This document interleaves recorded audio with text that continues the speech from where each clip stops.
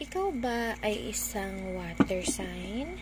Kung ikaw ay isang water sign, siguraduhin tapusin ang video na ito because this video is meant to find you. Una sa lahat, sino ba yung mga tinatawag na water sign? So, kung ikaw ay isa sa mga zodiac signs na ito, ikaw ay isang water element. So, ang mga water element ay ang mga Cancer, Scorpio, and Pisces. So, ang tawag sa water, Scorpio, and Pisces, those are zodiac signs.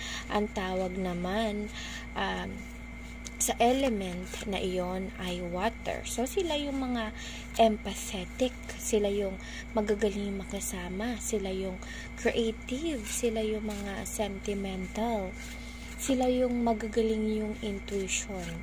So, kung ikaw ay isang Cancer, Scorpio, or Pisces, this video is meant to find you and tapusin ang video na ito. Dahil this is your reading, general reading for the month of April. So, tingnan natin kung ano ang nag-iintay sa'yo sa buwan ng Abril. Wow, talaga namang napakaganda ng buwan ng Abril mo. Nakita mo ito? You got the Four of Cups. So, ano ba? Four of Pentacles rather. Ano ba ang Four of Pentacles? Pentacles po, yung star po na yan, meaning money. No? So, nakita mo, nasa ulo mo ay pera, akap-akap mo ang pera.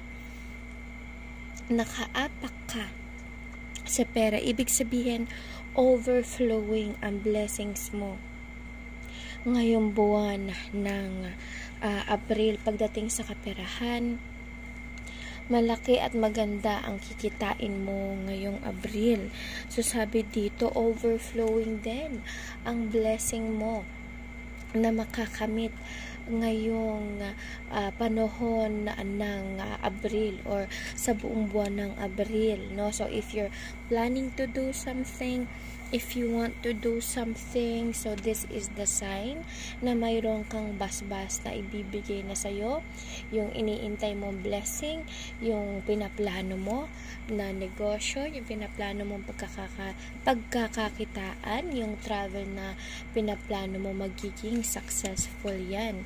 Because you got the 10 of Cups, no? So, sa madalit salita, this is a very successful month for you. Wala akong masabi, kundi almost perfect ang iyong Abril. Napakaganda ng iyong Abril. So, hindi ka mawawala ng pera ngayong Abril. I-claim mo na ang mga ito na mangyayari sa'yo. So, kung ikaw ay isang water element at ikaw ay may zodiac sign na Cancer, Scorpio, and Pisces, make sure to comment, I claim, and share this video.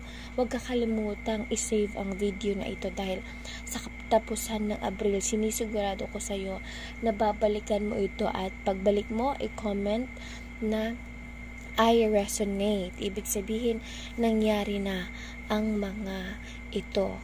At kung mahilig ka sa mga ganitong guidance, tandaan, hindi po nagpapabayad si Queen Empress.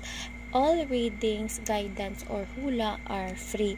Nagla-live po tayo 8 p.m. to 12 midnight, Mondays to Fridays, 8 p.m. to 3 a.m. Saturdays and Sunday. Never po ako nagpapabayad ni piso. Bawal po akong tumanggap ng pera. So, kung gusto mong ma-priority sa ating reading at makasama sa ating mga free reading session, i-click na ang star button or subscribe button at siguraduhin i-follow ang video na ito para sa daily video uploads natin. And again, stay blessed and comment I claim para ma-claim mo na ang lahat ng magandang mangyayaring ito.